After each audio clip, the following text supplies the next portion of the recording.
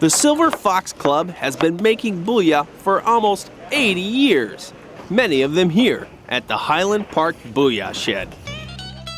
St. Paul Parks and Recreation has dozens of facilities that are available for you to host a variety of functions.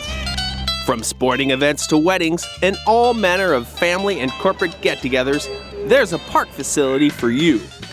But there is a building here in Highland Park that boasts perhaps the nation's only 6-kettle, 400-gallon capacity municipal booyah kitchen.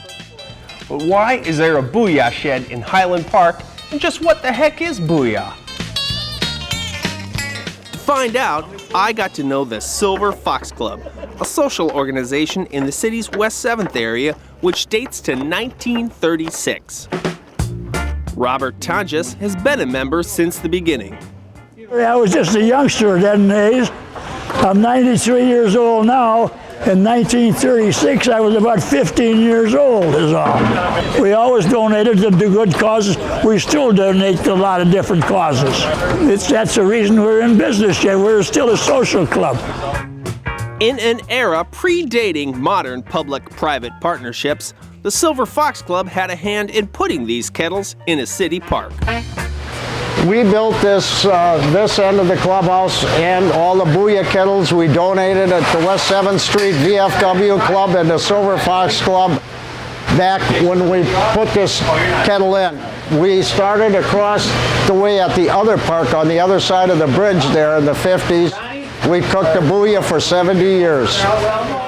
Wielding canoe paddles for wooden spoons, booyah cooks work the mixture in giant steel kettles. Booyah is more than just a soup or stew, it is an event, and an operation of this scale needs a commander.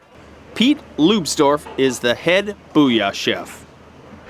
In here is 450 pounds of bones and oxtails, and this is the base of the broth. And then we have here, we have chickens, about 150 pounds of chickens, and over here, I think we got about 150 pounds of turkeys. The first step is mixing our broth. Second step is putting our meat in here, and that all happens tonight about 2 in the morning. And then about an hour later, we'll start with the carrots. That's the hardest to break down. And then after that, we just add the celery, the lettuce, or the cabbage. The potatoes are last. There are as many theories on the origin of booyah as there are recipes for the dish. Booyah comes from many places, but it is known to be a traditional Belgian recipe. The name is thought to come from the French word for broth, bouillon, transcribed or perhaps misspelled to booyah.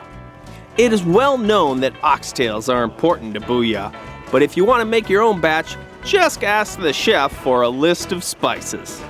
Well, that's a secret. About 5 o'clock, we'll start preparing our spice bags.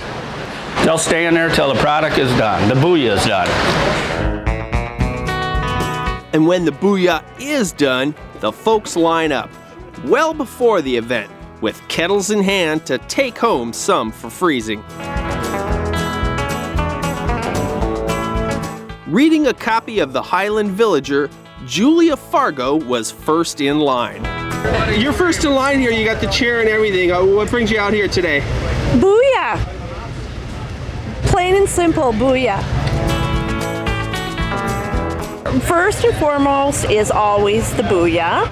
Second, it is the coming up for the festival and have the feeling of community, of bringing diverse people together in this pavilion that's been serving the community for years with just fun and festivities.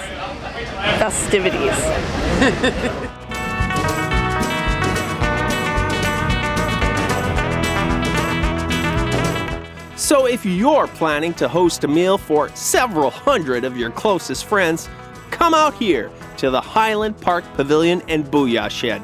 It's definitely a one-of-a-kind.